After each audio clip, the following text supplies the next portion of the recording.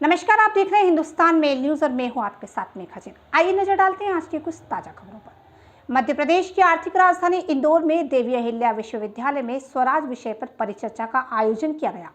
स्वदेश के द्वारा आयोजित कार्यक्रम में कुशल वक्ता राज्यसभा सांसद डॉक्टर सुधांशु त्रिवेदी, इंदौर के महापौर पुष्यमित्र भार्गव, अध्यक्ष मोहित जैन, व्याख्यान के विषय की भूमिका रेवा प्रकाशन लिमिटेड डॉक्टर मुकेश गौड़ और सभी वक्ताओं ने अपने विचार व्यक्त किए। डॉक्टर सुधांशु त्रिवेदी ने अपने वक्तव्य में कहा कि अगर हम स्वतंत्रता के 75 वर्षों को 25-25 के कालखंड में बांटे तो परिवर्तन हुआ है। 25 वर्षों में हमें आगे बढ़ना है। 21वीं सदी होगी, वह भारत की होगी। डिजिटल में 25 साल में हम कहां पहुंचेंगे, इसकी एक सोच होनी चाहिए। वक्त हमारा ही आने वाला है, विश्वास रखिए।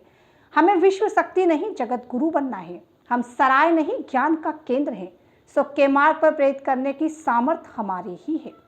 तो वहीं इंदौर के महापौर पुष्यमित्र भार्गव ने भी कहा कि क्रांति का आधार मंथन स्वराज जो है, ऐसा मंच है जो हमें विचारों की क्रांति को आगे ले जाने का काम करता है।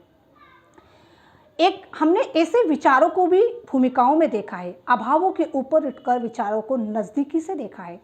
शिक्षा पद्धति का भी उल्लेख करते हुए भार्गव ने कहा कि हमारे ऊपर जो भी मेकाले या जो भी पुस्तकें थोपी गई, उसमें हमें इस बात का उल्लेख है कि भारत में सबसे अच्छे गुरुकुल उतने ही हैं जितने रेवेन्यू विलेजेस हैं। भारत को गुलाम बनाने में 400 से अधिक साल लगे, लेकिन 75 साल के बाद अमृत काल के 25 वर्ष के आगे की चिंता कर रहे हैं। कोई और भी कई बातें पुष्यमित्र भार्गव ने कही। तो वहीं अध्यक्षीय उद्बोधन में मंचासीन उद्योगपति मोहित जैन ने भी अपनी बात रखी और कहा कि 75 वर्षों में हमने कठिनाइयों को देखा है, प्रगति की है, आगे भी हम प्रगति करते रहेंगे। भारत एक नई दिशा में जाएगा, नई सोच, नई शिक्षा, संस्कृति को लेकर बदलाव करेंगे। और कहा कि नई पीढ़ी में धैर्य नहीं है, इसीलिए वो झेल नहीं पाती।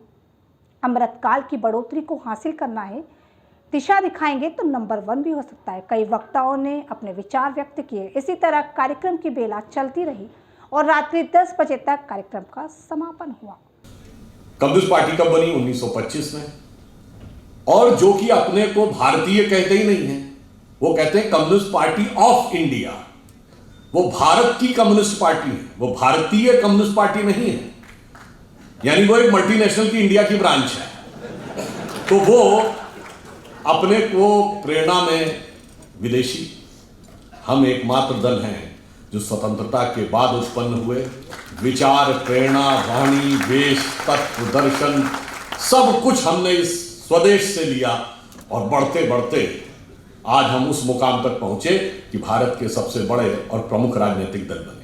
बहुत प्रश्न किया जाता है कि साहब आपका मात्र संगठन तो राष्ट्रीय स्वयंसेवक संघ है। हाँ, हम कहते हैं मात्र संगठन राष्ट्रीय स्वयंसेवक संघ है। हमारे अधिकांश नेता संघ से आए, अधिकांश नेता संघ के पदाधिकारी रहे, हमारे दोनों प्रधानमंत्री संघ के प्रचारक रहे। परंतु जो सवाल हमसे पूछते हैं, और संघ के संस्थापक डॉक्टर केशवराव बलिराम हेडगेवार थे, मैं प्रश्न पूछना चाहता हूं जो हमसे पूछते हैं कि आपका मात्र संगठन कौन, तो मैं पूछना चाहता हूं आपका मात्र संगठन कौन? कांग्रेस का संस्थापक कौन? एलन ऑक्टेवियम ह्यूम, ब्रिटिश सरकार का सेक्रेटरी। तो आपका तो मात्र संगठन ब्रिटिश सरकार होगी। और बहुत से लोगों को नहीं ध्यान होगा कि कांग्रेस के पहले 4-5 अध्यक्षों के नाम बनाए तो एलन ऑक्टेवियम ह्यूम अध्यक्ष नहीं थे, वो संस्थापक थे। परंतु अल्फ्रेड रोब, जॉर्ज यूल, विलियम वैडनबर्न, ये सब जानते कौन है? ये कांग्रेस के प्रारंभिक अध्यक्षों के नाम हैं। और इतना ही नहीं, 1910 का वह वर्ष जिस वर्ष में वीर सावरकर को 2 जन्मों के काला पानी की सजा, 2 जन्मों के कारावास की सजा हुई, उस 1910 के वर्ष में कांग्रेस का अध्यक्ष William Wedderburn secretary government of India था।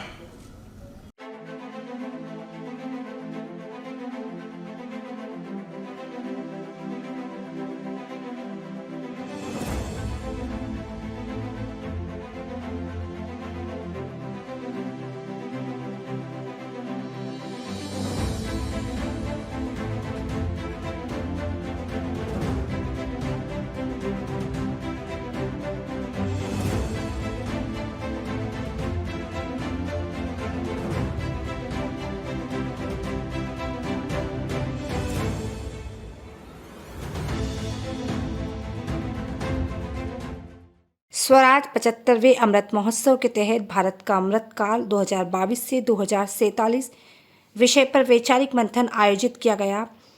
इसके मुख्य वक्ता डॉक्टर सुधांशु त्रिवेदी रहे। यह आयोजन देवी अहिल्या विश्वविद्यालय के खंडवा रोड स्थित सभागृह में 17 अगस्त को शाम 6 बजे से शुरू हुआ तो रात 10 बजे तक चला। आज़ादी के अमृत महोत्सव पर इस स्वतंत्रता दिवस पर सरकार ने कई अहम फैसले लिए और इसके साथ ही एक स्वराज दूरदर्शन प्रोग्राम जिसने 550 से भी अधिक स्वतंत्रता सेनानियों के अदम्य साहसों की गाथाओं को पुनः जीवंत करने और गुमनाम नायकों से युवा पीढ़ी को परिचित कराने का अत्यंत सराहनीय कार्य किया। 75 एपिसोड का यह कार्यक्रम 14 अगस्त से रविवार रात 9 से 10 बजे दूरदर्शन के डीडी नेशनल चैनल पर प्रसारित होगा। स्वराज भारत के स्वतंत्रता संग्राम की गाथा कार्यक्रम को गहन शोध के उपरांत तैयार किया गया। इसका उद्देश्य स्वराज के अद्भुत विचार के पीछे के मूल विजन फिर से कल्पना करना, उस विचार को वास्तविकता में ढालना, उस समस्त नायकों की गाथा को प्रस्तुत करना है। तो वहीं अगर बात करें स्वराज के 75वें अमृत महोत्सव में सम्मिलित हुए डॉक्टर सुधांशु त्रिवेदी के बारे में, तो डॉक्टर सुधांशु त्रिवेदी ने अपने वक्तव्य में बहुत सारी बातें कही। उन्होंने कहा कि प्रधानमंत्री जी के इस अमृतकाल महोत्सव में अमृतकाल के उषा की पहली किरण का समय है। ये एक ऐसा समय जिसमें भारत एक नए निर्माण के रूप में जागेगा। जब हम बात करें अगर 1947 के समय की या 1955 के समय की, तो उस समय का भारत और आज का भारत जो अमृतकाल का भारत है, आज भारत ने 75वें अमृत महोत्सव को मनाया। लोगों में अलग ही हर्षोल्लास देखने को मिला, एक अलग जोश था और प्रधानमंत्री नरेंद्र मोदी की भी यही अपील है कि भारत लगातार विकास के कार्य करे और एक ऊर्जावान भारत के रूप में आगे बढ़े। तो वहीं कार्यक्रम को आगे बढ़ाते हुए इंदौर नगर के महापौर पुष्यमित्र भार्गव ने भी अपने वक्तव्यों में कहा कि स्वदेश का मतलब है कि अमृतकाल, वह अमृतकाल जहां पर पूरा भारत एकजुट में नजर आएगा। और साथ ही उन्होंने स्वदेश के अध्यक्ष डॉक्टर मुकेश कोड, प्रबंधक संचालन विवेक गोरे, किमरिका के फाउंडर मोहित जैन, स्वदेश का मंथन विचारों की क्रांति को आगे ले जाने का काम करता है। ये बात भी पुष्यमित्र भार्गव ने कहा कि भारत का निर्माण हो रहा है। अब पूरा देश 45वां अमृत महोत्सव मनाने गया और आज़ाद भारत, ऊर्जावान भारत देखने को मिल रहा है। तो इसी तरह कार्यक्रम लगातार चलता रहा। इस तरह से पूर्ण रूप से रात्रि 10 बजे कार्यक्रम का विराम हुआ। तो देखिए आगे सुधांशु त्रिवेदी ने क्या कुछ कहा अपने वक्तव्य में और हमारी इस खास रिपोर्ट में।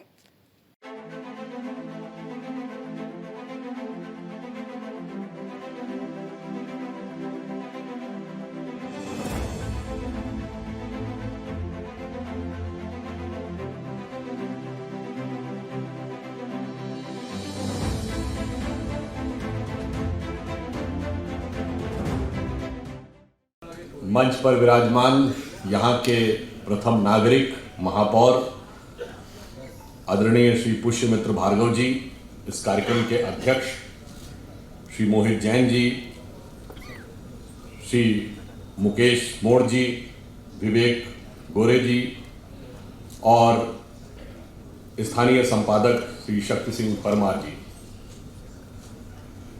आज हम सब जिस विषय पर मंथन करने के लिए एकत्र हुए हैं, अब एक संयोग ही देखिए कि मात्र 2 दिन पूर्व प्रधानमंत्री श्री नरेंद्र मोदी जी ने जब स्वतंत्रता के 75 वर्ष पूर्ण होने के बाद जिस अमृत काल का प्रारंभ किया है, तो मैं कह सकता हूं यह अमृत काल के उषा की पहली किरण का समय है।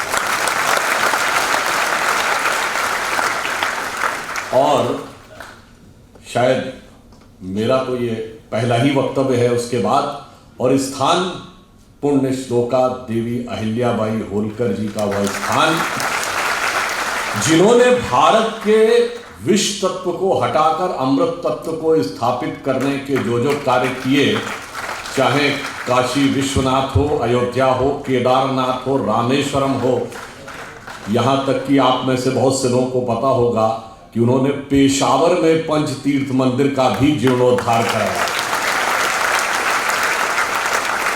वह स्थान जहां से थोड़ी ही दूरी पर भारत के संविधान के शब्द शिल्पी डॉक्टर बाबा साहब अंबेडकर का जन्म स्थान हो और क्षेत्र महाकाल का हो और मंच स्वदेश का हो, तो कोई संदेह नहीं रहना चाहिए कि देश के कालचक्र की गति में एक नए सूर्य का सूर्योदय होने का काल आ गया है।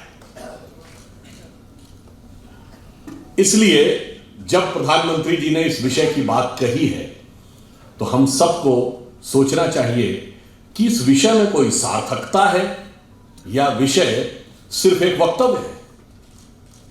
अगर हम स्वतंत्रता के उपरांत के 75 वर्षों को देखें और इन्हें 25-25 वर्ष के 3 कालखंडों में विभाजित करें तो देश के अंदर जो क्रमिक परिवर्तन हुआ है, विचार की दृष्टि से, विकास की दृष्टि से, सामाजिक और राजनीतिक परिवर्तन की दृष्टि से, तो परिवर्तन बहुत स्पष्ट नजर आएगा।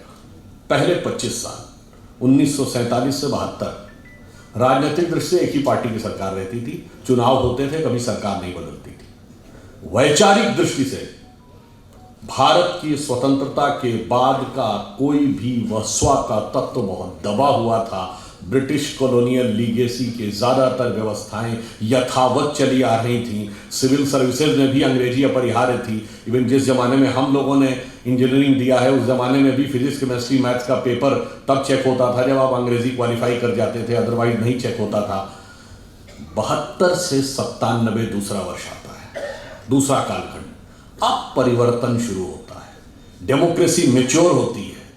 आप देखिए कि पहली बार वह पार्टी, वह विचारधारा जो स्वतंत्रता के बाद बनी, जो स्व के तत्व को लेकर बनी, उसका धीरे धीरे उद्भव शुरू होता है। हम लोग अगर अपनी बात कहें तो पहले वाले कालखंड में हम एक महत्वहीन राजनीतिक दल थे, दूर के साथ पूर्ण प्रबलता के साथ स्थापित होकर आ जाता है। तो यह दर्शाता है कि एक परिवर्तन था। और अभी मोहित जैन जी ने कहा कि हम 2014 में आजाद हुए, इस विषय को लेकर बहुत विवादित ढंग से लोग ये बात कहते हैं, तो मैं विनम्रता से कहना चाहता हूं, किसी के मन में यदि इसको लेकर एक प्रश्न उठ रहा हो तो 18 मई सन 2014 का लंदन का ट्रिब्यून अखबार, उसने ये लिखा कि 16 मई 2014, जिस दिन मोदी जी के नेतृत्व में स्पष्ट बहुमत हमें पहली बार मिला, ये कौन लिख रहा है? लंदन का ट्रिब्यून लिख रहा है, हम नहीं बोल रहे हैं, कोई संघी भाजपाई नहीं बोल रहा है।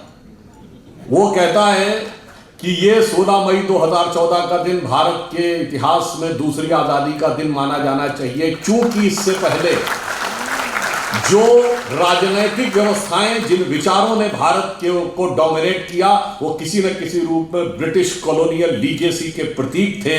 और पहली बार एक ऐसी विचारधारा को पूर्ण सत्ता मिली है जो अपने उद्गम में, प्रेरणा में पूर्णतः भारतीय है। अब ये भी देखिए, बहुत से प्रश्न उठाए जाते हैं। अगर हम देखें तो मौलिक रूप से इस देश में 3 प्रमुख राजनीतिक दल माने गए जो राष्ट्रीय दल हैं, भाजपा, कांग्रेस और कम्युनिस्ट। कांग्रेस कब बनी? 1885 में एक ब्रिटिश अधिकारी के द्वारा, यानी गुलामी के कालखंड में अंग्रेजों का प्रभाव, एक बहुत बड़ी थ्योरी भी थी कि सेफ्टी वॉल के रूप में उसे बनाया गया। कम्युनिस्ट पार्टी कब बनी? 1925 में। और जो कि अपने को भारतीय कहते ही नहीं है, वो कहते हैं कम्युनिस्ट पार्टी ऑफ इंडिया। वो भारत की कम्युनिस्ट पार्टी है, वो भारतीय कम्युनिस्ट पार्टी नहीं है, यानी वो एक मल्टीनेशनल की इंडिया की ब्रांच है।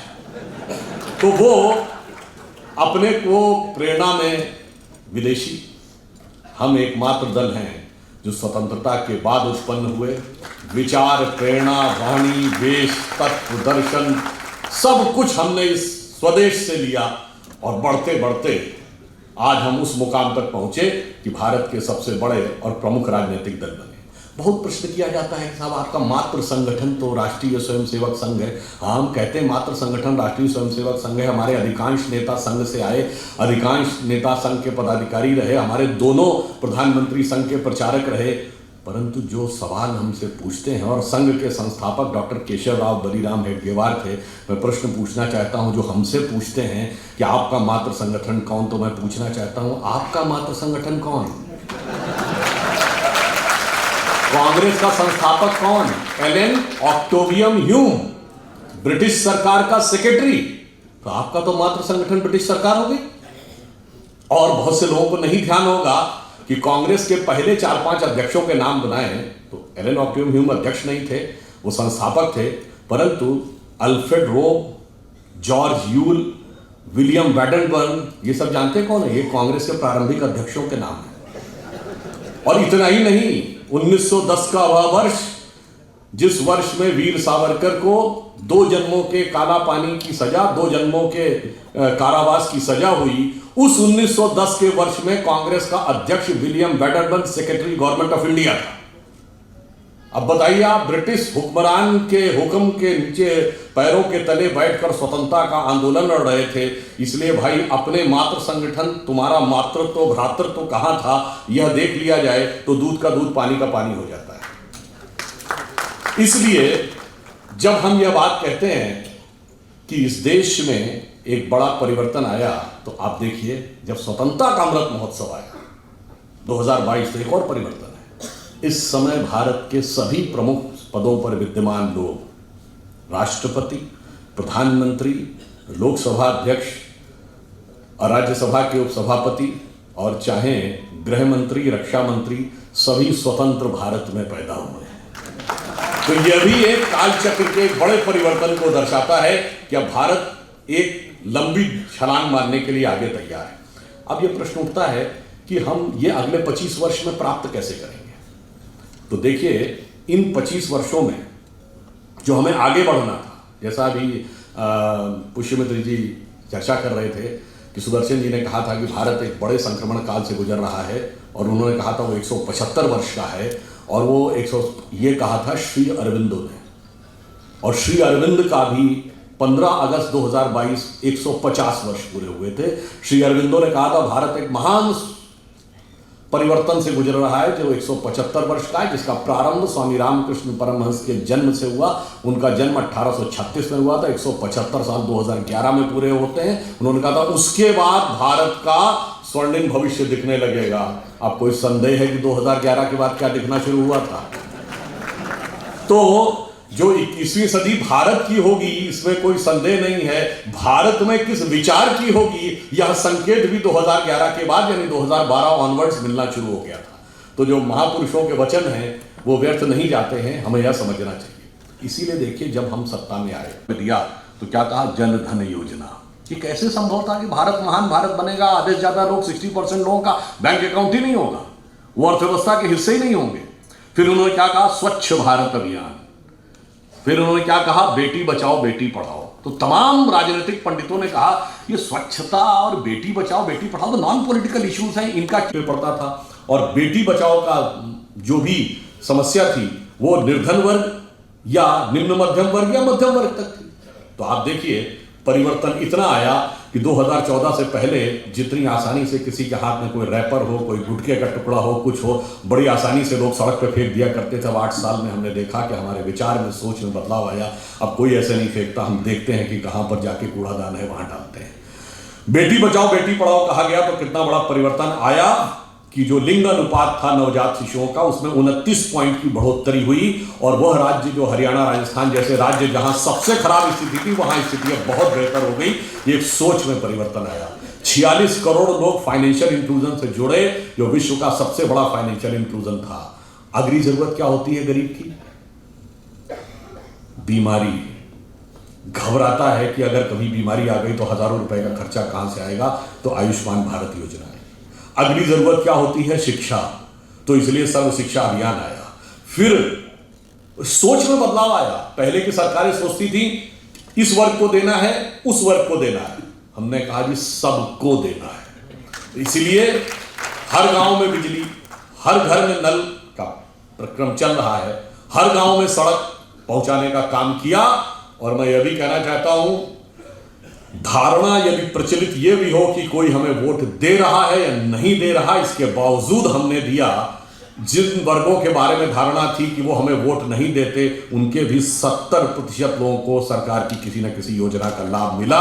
ये हमारी ईमानदारी, राष्ट्र के विकास के प्रति हमारी निष्ठा का प्रमाण था। अब जब आप प्राथमिक सुविधाएं दे लेते हैं तब आगे बढ़ना चाहिए। आज के युग में अगर किसी को आगे बढ़ना है तो अगली रिक्वायरमेंट क्या है? सड़क, बिजली। देखिए 3 प्रकार के काम होते हैं जो हमारी सरकार ने किए। एक काम वो जो पिछली सरकारें भी कर रही थी, हमने भी किए। बिजली है, सड़क है, पानी है, हमने भी बनाया, पिछली सरकारें भी बना रही थी। हमने उनसे ज्यादा अच्छा बनाया, उनसे ज्यादा गति से बनाया, उनसे ज्यादा परिमाण में बनाया, बगैर किसी आरोप और घोटाले के बनाया, पूर्ण पारदर्शिता से बनाया। दूसरी कैटेगरी के वो काम होते हैं जो पिछली सरकारों ने सोचा मगर करने की हिम्मत नहीं कर पाई, जैसे जीएसटी, जैसे सर्जिकल स्ट्राइक। तीसरी कैटेगरी में वो काम आते हैं जो पिछली सरकारों के कल्पना में ही नहीं आए होंगे, हमने वह भी करके दिखाया। तो प्रधानमंत्री जी ने किस रूप में सोचा? जब हम लोगों की विचारधारा के हाथ में पूर्ण सत्ता आती है तो देखिए सोचते कैसे हैं। दीनदयाल जी का अंत्योदय साकार किया, सबको देके। चाहे अगर आप याद करिए उज्ज्वला योजना में उन सारी महिलाओं को जिनके के लिए धुएं के से निकलने वाले आंसू नियति बन गए थे, उनको उनसे मुक्ति दिलाई। और यह भी महत्वपूर्ण बात देखिए, 2014 में एक और परिवर्तन आया। इससे पहले लोग सरकारों से अपेक्षा करते थे हमें और चाहिए, हमें और चाहिए। पहली बार ऐसा हुआ शायद लाल बहादुर शास्त्री जी के बाद, जब प्रधानमंत्री जी ने कहा जो सक्षम है, समृद्ध है, संपन्न है, अगर हो सके तो सब्सिडी छोड़ दें, और 1 करोड़ से अधिक लोगों ने छोड़ दिया। यह तब होता है जब नेतृत्व की नीयत पर विश्वास हो। तो देखिए पहला चरण यह था कि किस ढंग से पहले सबसे गरीब वर्ग को जीवन की मूलभूत आवश्यकताएं उपलब्ध कराई जाए। उसके बाद अगला चरण देश के आर्थिक विकास का मार्ग प्रशस्त किया जाए। इसलिए इस कैटेगरी में वो काम आए, जैसे मैंने बोला जीएसटी। पिछली सरकार ने भी तो कोशिश की थी, नहीं हो पाए। पूरे देश को एक टैक्स लॉ के अंतर्गत लाना ताकि बिजनेस को ग्रो करने का एक बड़ा अवसर मिल सके। उसके बाद ये सारी चीजें बेईमानी हैं यदि आप सुरक्षा देश की मजबूत न कर सकें।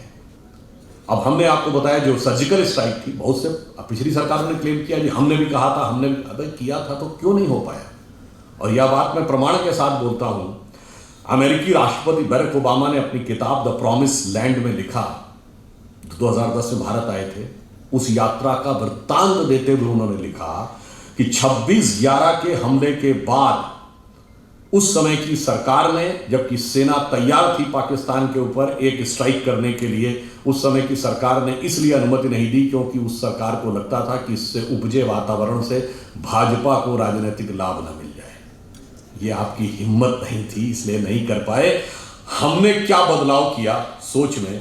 देखिए साहब, कहीं अगर छोटा मोटा भी झगड़ा होता है तो लोग ये मानते हैं कि बड़ा और ताकतवर कमजोर को सताता है, पर यहां एक विचित्र कॉन्फ्लिक्ट था। पूरी दुनिया में ऐसा कॉन्फ्लिक्ट आपने नहीं देखा होगा कि पड़ोसी के मुकाबले हम बड़े भी थे, हम ताकतवर भी थे, पर हम पिछले 65-66 सालों से, अटल जी के दौर के 6 साल छोड़ दें तो हम दुनिया में कहते थे कि वो हमें सता रहा है।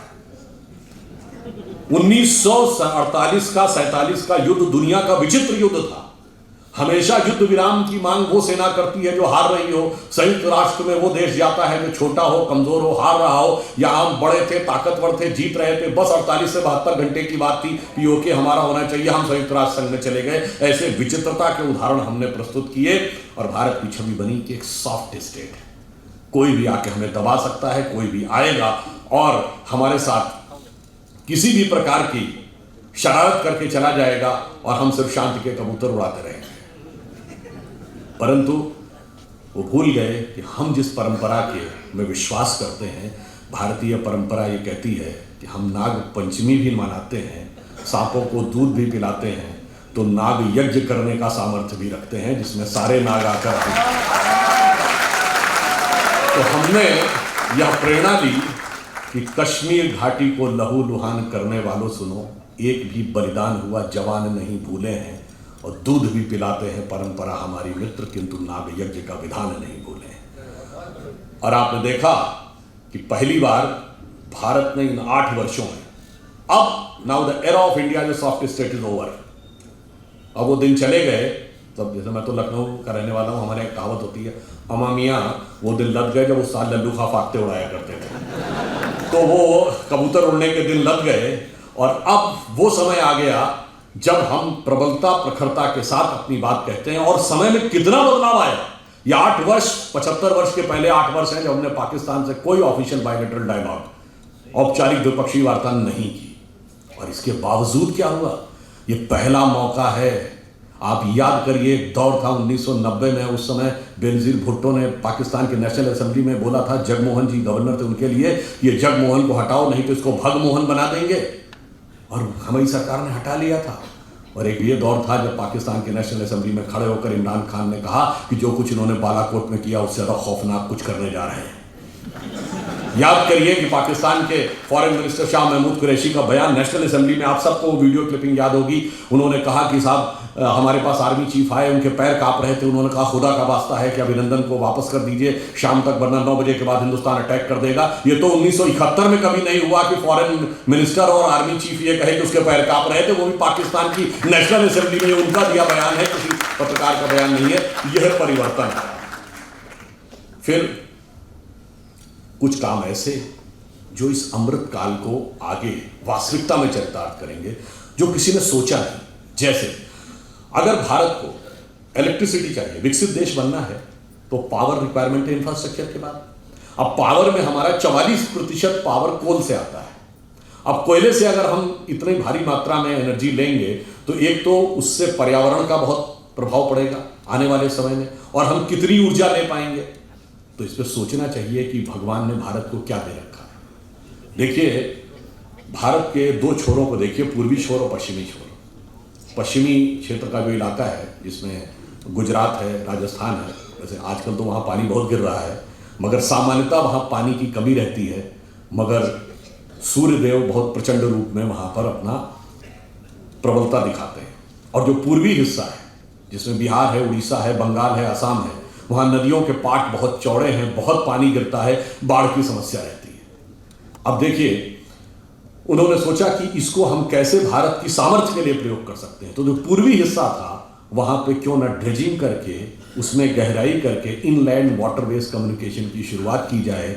और जब जल मार्ग से परिवहन होता है तो सड़क और रेल मार्ग के मुकाबले 1/10 कॉस्ट आती है और 1/10 पोल्यूशन होता है। और आपने देखा कि 2019 में हल्दिया से लेके और वाराणसी तक पहली बार इनलैंड वाटरवेज के द्वारा ट्रांसपोर्टेशन शुरू हुआ।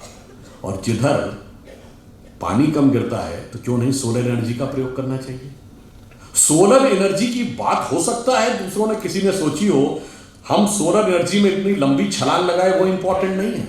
हमारा टारगेट यह है कि हम 300 गीगावाट 2030 तक कंप्लीट कर लेंगे, 2047 तक हम पूरी तरीके से क्लीन एनर्जी से पावर ले लेंगे।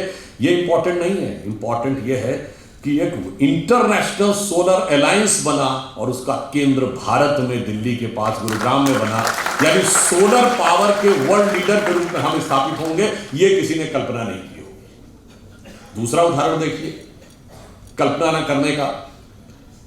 योग भारत के लिए तो सभी लोग योग जानते थे, परंतु संयुक्त राष्ट्र संघ में योग का प्रस्ताव आया और 173 देशों ने उसका समर्थन किया। ये नहीं, वो द्वितीय प्रस्तावक बने। They have not become the supporter, they have become the second sponsor। और ये यूएन की हिस्ट्री में एकमात्र प्रस्ताव है जिसका 173 देश सेकंड प्रपोजर बने। और आज आपने देखा पूरी दुनिया में योग दिवस मनाया जाता है। ये पिछली सरकार की कल्पना से परे था। दूसरा उदाहरण, क्यों स्वास्थ्य आता, अगर हम सब योग को अपनाएंगे तो 90% मामलों में हमें, आप कहेंगे इसका इकोनॉमी से क्या कनेक्शन है, मैं बताता हूं। जो फार्मास्यूटिकल इंडस्ट्री है इसमें कितनी बड़ी इकोनॉमी है और कितना बड़ा हमारे मनोविज्ञान और मनोभय, मन के भय का दोहन किया जाता है। और एफडीए ने, जो यूएस का फेडरल ड्रग एडमिनिस्ट्रेशन, इतनी रिसर्च कर रखी है कि हम 50 साल में उसके बराबर नहीं हो सकते।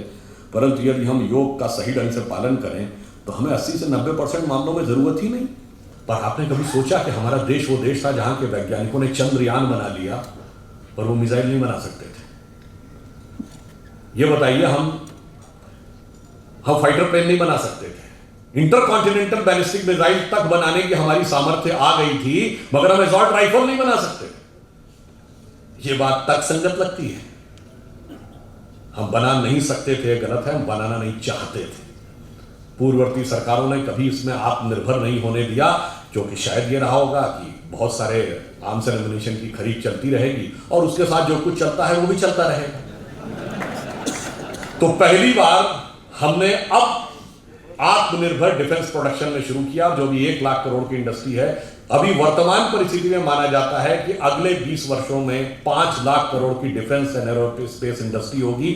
आज भारत में स्थिति यह है कि एजॉर्ट राइफल्स भारत में बनने लगी हैं, प्राइवेट सेक्टर में भी, और शायद आप में से कुछ लोगों को तो पता ही होगा कि एजॉर्ट राइफल का प्राइवेट सेक्टर का सबसे बड़ा कारखाना ग्वालियर में है, आप ही के राज्य। और अब ब्रह्मोस मिसाइल हम बना रहे हैं, पहली बार भारत एक्सपोर्ट करने की स्थिति में आया है। फिलीपींस पहला देश बना है जिसने intermediate range ballistic missile BrahMos को भारत से एक्सपोर्ट करने के लिए ऑर्डर दिया है। यह हमारे लिए कितने गर्व की बात है कि अब हम उसको एक्सपोर्ट करने की स्थिति में आ गए। और डिफेंस कॉरिडोर 2 राज्यों में बना है, तमिलनाडु और उत्तर प्रदेश। अब ये समझिए कि ब्रह्मोस मिसाइल के हिस्से इन दोनों जगहों पे बनेंगे। और मुझे तो कभी कभी लगता है, हम तो यूपी के रहने वाले, एक दौर था यूपी में कट्टे बना करते थे, अब ब्रह्मोस मिसाइल बन के एक्सपोर्ट होगी। उसके बाद भी किसी को नजर आए कि वक्त और हालात बदले नहीं हैं, तो मेरे विचार से नजारे का नहीं, नजर का दोष है। अब आप देखिए, इसके बाद आप याद करिए 2019 के लोकसभा चुनाव के दौरान एक बार फिर मैसेज आया था कि प्रधानमंत्री जी राष्ट्र के नाम संदेश देने वाले हैं। लोग सोच रहे थे पता नहीं अब कौन सा नोट बंद होने वाला है, पर आप में से बहुतों को ध्यान है कि वो संदेश क्या दिया था। उन्होंने ये बताया था कि लो ऑर्बिट में मूव करने वाले किसी भी ऑब्जेक्ट को पूरी सटीकता के साथ डिस्ट्रॉय करने की कैपेसिटी भारत ने प्राप्त कर ली है अंतरिक्ष में, और यह कैपेसिटी प्राप्त करने वाला भारत सिर्फ चौथा देश है। न्यूक्लियर सबमरीन हमने इस समय में बनाई, वह कैपेबिलिटी हमने प्राप्त की, यानी देश की सुरक्षा को पूरी तरीके से मनोवैज्ञानिक दृष्टि से भी सुदृढ़ करना, यानी सेना को पूर्ण अधिकार कि जो करना हो करो। हमने बालाकोट भी करके दिखाया और हमने सर्जिकल स्ट्राइक भी करके दिखाई, और उत्पादन में भी हम आत्मनिर्भर होंगे। आप में से बहुतों को शायद पता हो, 400 ऐसे डिफेंस के उपकरण हैं जिनका की इंपोर्ट सरकार ने बैन कर दिया है कि अब ये भारत में ही बनाने पड़ेंगे, और इससे हजारों करोड़ रुपए का हमारा फॉरेन एक्सचेंज रिजर्व भी बचता है। तो इसलिए आप ये समझिए कि एक गरीब को शक्तिशाली बनाने से लेकर राष्ट्र को शक्तिशाली बनाने तक की एक पूरी प्रक्रिया है। और ये ऐसे ही नहीं है, जब हम ये कह रहे हैं कि 25 वर्ष पूरे होंगे तो हम कहां पे पहुंचे होंगे। एक OECD कंट्रीज का आप में से नाम सुना हो, Organisation of Economic Cooperation and Development. इसमें फिर शायद अब पहले 40 से 50 के आसपास कंट्री हैं। उसकी रिपोर्ट ये कहती है कि 2048 तक परचेज पावर कैपेसिटी, जो पेइंग पावर कैपेसिटी होती अपने डोमेस्टिक मार्केट में, उसके हिसाब से भारत अमेरिका से बड़ी अर्थव्यवस्था हो जाएगा।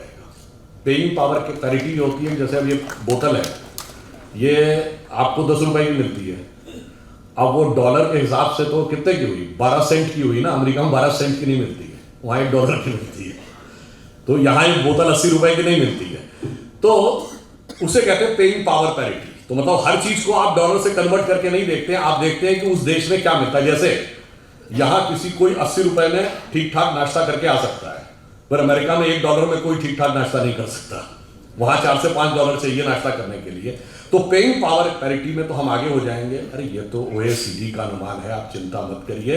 अगर इसी दिशा में हम सही रूप में चलते रहे और देश की जनता इसी प्रकार से साथ में रही, तो समझिए कि हम सोने की चिड़िया भी बनेंगे और जगत गुरु भी बनेंगे। मगर उसके लिए किस चीज की आवश्यकता होगी? लक्ष्मी जी और सरस्वती जी दोनों की कृपा।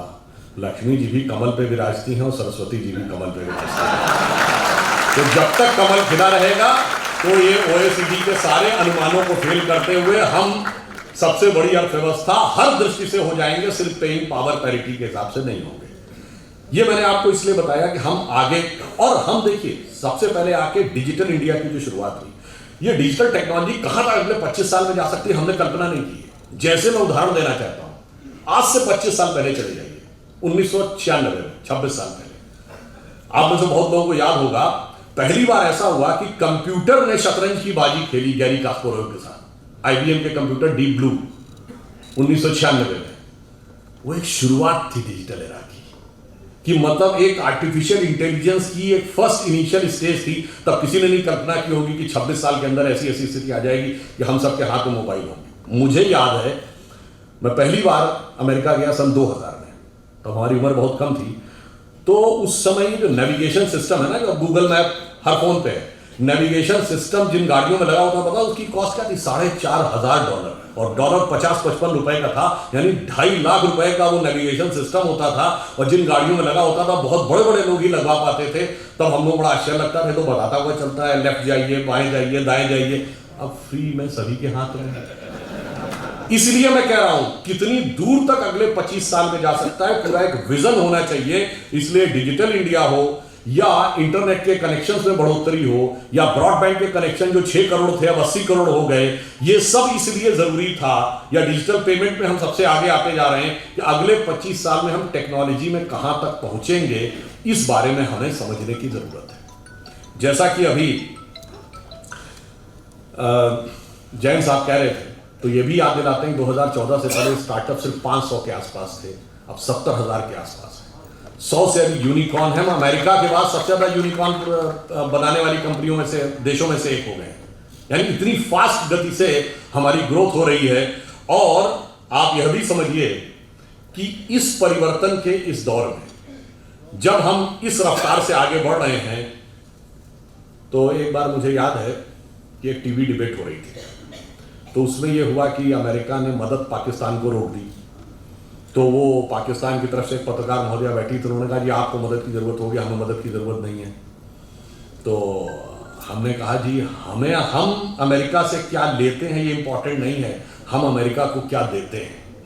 तो जैसा कि अभी वो बता रहे थे, गूगल का चीफ हमारा है, माइक्रोसॉफ्ट का चीफ हमारा है, पेप्सी की चीफ इंदिरा नूई इंडियन है, इससे पहले मास्टर कार्ड का चीफ इंडियन रह चुका है, सिटी बैंक का चीफ इंडियन रह चुका है। इतनी बड़ी बड़ी ग्लोबल कंपनीज के चीफ हमारे हैं। मैंने कहा आपके यहाँ भी बहुत सारे चीफ हैं, लश्कर तैयबा का चीफ है, जैसे मोहम्मद का चीफ है, अलकायदा का चीफ होता है। मैंने कहा इतना बड़ा अंतर है कि हम 75 साल में कहाँ पहुंचे हैं कि अमेरिकन मल्टीनेशनल्स भारत में आती हैं टैलेंट हंट के लिए, और अमेरिकन फौजें पाकिस्तान में जाती हैं टेररिस्ट हंट के लिए। कभी ओसामा बिन लादेन मारा जाता है एबटाबाद में, तो कभी पाकिस्तान के बॉर्डर पर अमन अल जवाहिरी मारा जाता है।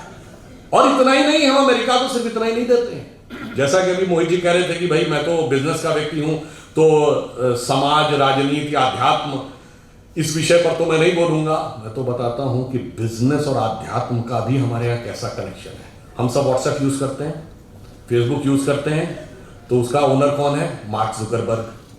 जो लोग आईफोन यूज करते होंगे पता होगा कि एप्पल का फाउंडर कौन था? Steve jobs. अब ये मार्क जुकरबर्ग ने खुद कहा कि एप्पल के फाउंडर स्टीव जॉब्स ने उनसे कहा था कि अगर जिंदगी में कभी इतना बुरा वक्त आ जाए कि तुम्हें लगे कि तुम्हारा कॉन्फिडेंस ही खत्म हो गया है, पूरी तरीके से हताश हो गए हो, तो ऐसा करना, भारत में जाना, वहां नैनीताल जिले में कैची में नीम करोरी बाबा का एक आश्रम है, वहां जाके तुम्हें एक नई ऊर्जा मिलेगी। और मार्क जुकरबर्ग ने कहा कि मैं आया, वो दौर जब आया और मुझे एक नया कॉन्फिडेंस मिला, और जाके फिर मैंने नए सिरे से यह रचना प्रारंभ की। तो हम बिजनेस के साथ साथ हम यह भी देते हैं, तभी हमने कहा कि हम सोने की चिड़िया के साथ साथ जगत गुरु भी बनेंगे, यही हमारा भवितव्य है। परंतु इस अमृत काल से पहले हमें यह भी समझना होगा कि अमृत तो बाद में आता है, सागर मंथन में विष पहले आता है। बहुत सारा विष हमारे दिमागों में भरा हुआ है। जो अभी उल्लेख किया गया कि प्रधानमंत्री जी ने 5 प्रण कहे, तो पहला प्रण क्या था? कि हमें विकसित राष्ट्र बनना। अब छोटी मोटी बात नहीं सोचनी, जिसके विषय मैंने बताया। दूसरा प्रण क्या था? गुलामी की हर चीज को छोड़ना है। और यह बात उन्होंने ऐसे ही नहीं कही। नॉर्मली सरकारें आती हैं, वो कहती है हमने इतने नए नियम और बना दिए। हमारी सरकार ने पिछले 8 साल में 1,500 से लेकर 1800 पुराने नियम समाप्त कर दिए, जिनकी कोई जरूरत नहीं।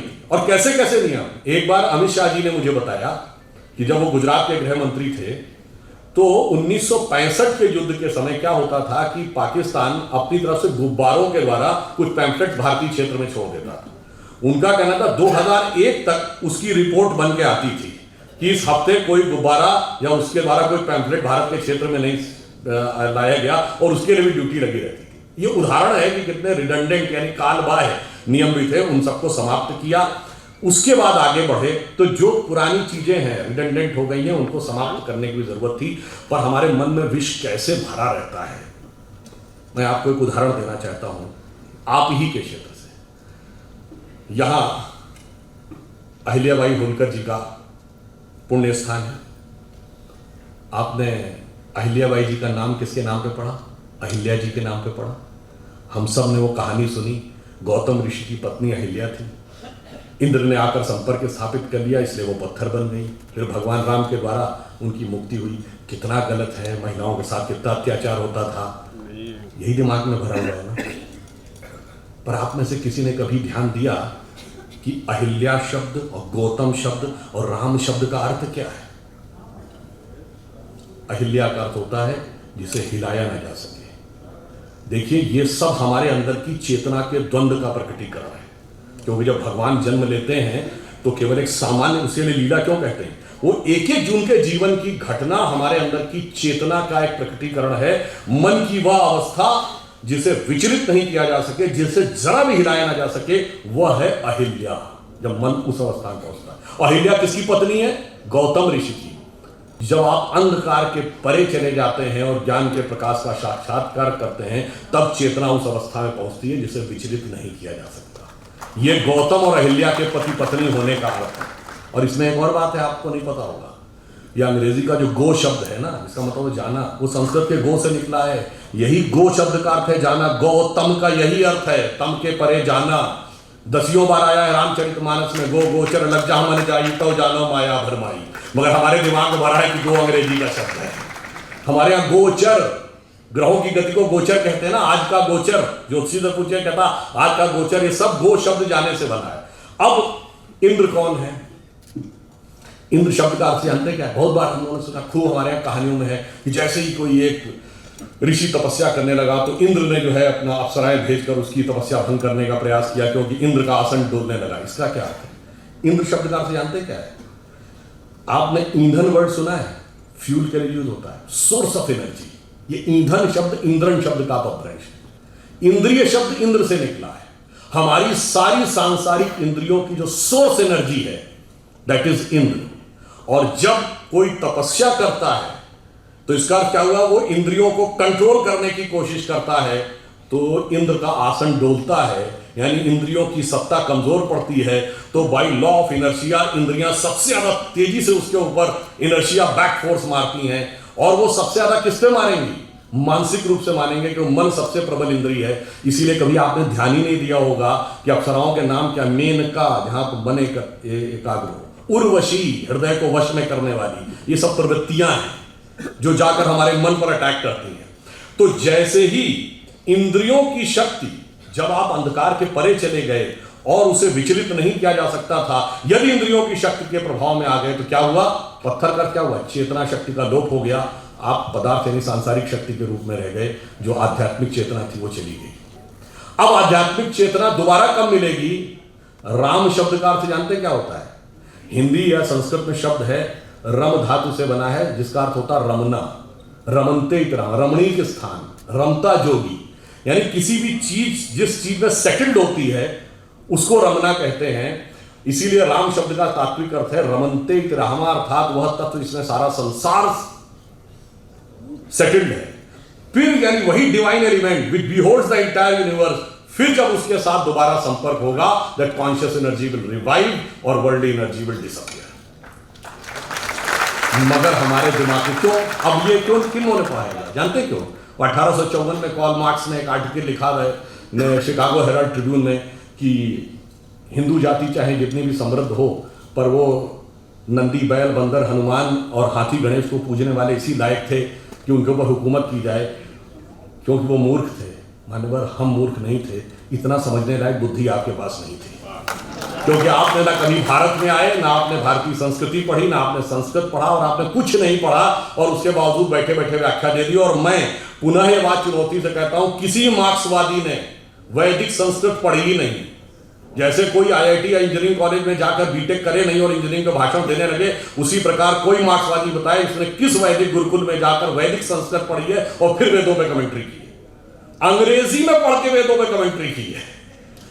ऐसे महान महान लोग हैं। और वो मैं उदाहरण बताना चाहता हूं, जब राम जन्मभूमि का मुकदमा चल रहा था, ये सुप्रीम कोर्ट की नहीं, जब लखनऊ बेंच और इलाहाबाद हाई कोर्ट में चल रहा था, तो दोनों पक्षों से कहा गया कि आप अपने अपने इतिहासकार ला सकते हैं। तो हमारी तरफ से जो इतिहासकार थे उसमें देवेंद्र स्वरूप जी थे, एसपी गुप्ता थे, ग्रोवर साहब थे, डॉक्टर हर्ष नारायण थे। उधर से ऑब्वियस कौन थे, सूरज भान थे, आर.एस. शर्मा थे, रोमिला थापर थी, यही सब लोग जिनको डी.एन. झा वगैरह, ये लोग स्वयं नहीं अपीयर होते थे, अपने प्रतिनिधियों के थ्रू होते थे। अब भाई देखिए, कोर्ट में तो राजनीति नहीं चलेगी। कोर्ट ने पूछा कि आप राम मंदिर के मुद्दे के ऊपर आए हैं, तो आप पहले ये बताइए कि आपका हिस्ट्री में विषय क्या है, एंशिएंट इंडिया विषय है क्या? तो उसमें से ज्यादातर लोग लिख के देंगे एंशिएंट इंडिया हमारा विषय नहीं है। अब वहां खुदाई का विषय था, तो आपको पता होगा हिस्ट्री में दो ब्रांच होती है ना, आर्कियोलॉजी एंड कल्चर। तो आर्कियोलॉजी खुदाई से डील करती है। उनसे पूछा गया आर्कियोलॉजी के एक्सपर्ट हैं? नहीं जी, हम उसके एक्सपर्ट नहीं, हमें आर्कियोलॉजी नहीं आती, यानी खुदाई वाला विषय हमें नहीं पता। चलिए, तो कल्चर का पता होगा। अब कल्चर तो किसी लैंग्वेज में लिखा रहता है, सारे डॉक्यूमेंट्स दो ही भाषाओं में थे, संस्कृत और फारसी। और मजे की बात है, सबने ये लिख के दिया है कि फारसी नहीं, उन्हें संस्कृत भी नहीं आती है। यानी ना खुदाई जानते थे, ना लिखाई जानते थे, और दावा ये सारी खुदाई जानते थे। तो मतलब उन्होंने हास्य का भी प्रयोग किया। ये तो एक चीज हुई। अब दूसरी बात आई है, जिस जमाने में देवी अहिल्याबाई होलकर यहाँ पे रूल कर रही थी, 18वीं सेंचुरी, आपको पता है उस समय यूरोप में क्या था? 1542 से वहां पर विचक्राफ्ट एक्ट था। विचक्राफ्ट एक्ट का मतलब होता है किसी भी महिला को चुड़ैल घोषित करके जला दिया जाता था। और वो समय जब भारत में चाहे रानी अहिल्याबाई हो, रानी दुर्गावती हो, कित्तूर की रानी चेन्नम्मा हो, वो मध्यकाल का दौर, चाहे छोटे मोटे राज्यों की रानी अबक्का हो या रानी लक्ष्मीबाई हो, वो यहां शासन कर रही थी। और वो लोग, और कौन, कोई भी चर्च घोषित कर देता था कि ये चुड़ैल है और उसको जला दिया जाता था। ये बाई पार्लियामेंट ये एक्ट था, ये ब्रिटिश पार्लियामेंट का एक्ट है। और आपको पता है वो एक्ट कब तक रहा है? 1951, 1951 में वो एक्ट रिपील किया गया है। और वो लोग हमको ज्ञान देते थे कि महिला समानता आपके यहां नहीं है, महिला समानता तुम्हारे यहां थी। आपको पता है अंग्रेजी का ये शब्द विच हंट आप सबने सुना होगा। ये विच हंट शब्द उसी विचक्राफ्ट एक्ट से निकला है कि किसी भी औरत को विच घोषित करके फिर उसको पकड़ना और पकड़ के मौत के घाट उतार देना। हकीकत यह है कि विच हंट करने वालों ने हमारे खिलाफ विच हंट किया है कि हमें कहां कहां पे नीचा दिखाया जा सकता है। और इसलिए मैं कहना चाहता हूं, हमारे यहां स्थिति यह थी, ये तो हुई रूल करने की बात। वैदिक काल में 20-22 ऐसी विदुषी महिलाएं हैं, गार्गी, अपाला, लोकमुद्रा, मैत्रेयी, जिन्होंने बाकायदा वेदों पर व्याख्यान किया है, शास्त्रार्थ किया है। याज्ञवल्क्य का गार्गी के साथ शास्त्रार्थ, संध्या का ऋषि मेधातिथि के साथ शास्त्रार्थ। हम चुनौती के साथ कहते हैं दुनिया में कोई दूसरी धर्म संस्कृति बताइए जो धर्म ग्रंथ के ऊपर पहले तो डिस्कशन का पावर देती हो और डिस्कशन का पावर महिला को देती हो। फिर उन्होंने हमको समझाया कि साहब आप जो थे वो समानता नहीं देते थे। और उससे भी बड़ा, मैं पहले भी कई बार बता चुका हूं कि सबसे प्रख्यात शास्त्रार्थ कौन है? आचार्य शंकर और मंडन मिश्र का। और उसमें न्यायाधीश कौन थी? मंडन मिश्र की पत्नी उभय भारती। अब बताइए दुनिया में कहीं ऐसा है कि धर्म के ऊपर, धर्म ग्रंथ पे डिस्कशन का स्कोप हो और उस डिस्कशन के स्कोप पे पार्टिसिपेट करने का ही नहीं, ज्यूरी बनने का, चीफ ज्यूरी बनने का अधिकार किसी स्त्री को होता हो? ये सिर्फ हमारे यहां था। इसलिए उसके बाद हमें यह समझाया गया कि साहब नहीं, आप जो थे वो समानता के पक्षधर नहीं थे, हम समानता के पक्षधर थे। जबकि हमारे यहां तो महानता यह है कि विश्व की किसी भी सभ्यता या संस्कृति की कल्पना की पराकाष्ठा क्या होती है? वो होती है उस संस्कृति के द्वारा की गई ईश्वर की परिकल्पना। और मैं विनम्रता से पर दृढ़ता से कहता हूं, विश्व की सभी संस्कृतियों में ईश्वर सिर्फ पुरुष है। स्त्री तत्व का कोई स्थान ईश्वर में नहीं है। सिर्फ हमारे यहां अर्धनारीश्वर की परिकल्पना है भगवान शंकर में। और वो किस प्रकार का स्वरूप है, जिसको कालिदास ने अपने कुमार संभवम के प्रथम श्लोक में लिखा है, वागार्थमि संपर्क रघुवंश में, वागार्थमि संपर्क्तो वागार्थमि प्रतिपतये जगतः पितरो वंदे पार्वती परमेश्वरो। अर्थात भगवान शंकर में शंकर पार्वती के रूप में वह अर्धनारीश्वर स्वरूप उस प्रकार मिलकर संसार की रचना करता है जैसे वाक और अर्थ, जैसे कविता में शब्द और अर्थ। एटम बम का पहली बार प्रयोग 6 अगस्त को हिरोशिमा में हुआ था। Who was considered the father of the atom bomb? Robert Oppenheimer. और जब 16 जुलाई 1945 को अमेरिका में बिकनी हिल पे पहला एटम बम का सक्सेसफुल प्रयोग हुआ था, उसको देखने के बाद रॉबर्ट ओपेनहाइमर ने पहला शब्द बोला था कि मुझे भगवत गीता का वह श्लोक याद आ रहा है जिसमें भगवान ने कहा है कि यदि सृजन मैं हूं तो विनाश भी मैं ही हूं। वह वेद और गीता को पढ़ता था। कौन? Father of the atomic. और आजकल फिल्म चली हुई ना रॉकेटरी, आप में से बहुतों ने देखी होगी। सबसे कठिन विषय विज्ञान का किसको माना जाता है? Rocket science. अब आपने कभी सुना है कि father of the rocket science किसको कहा जाता है?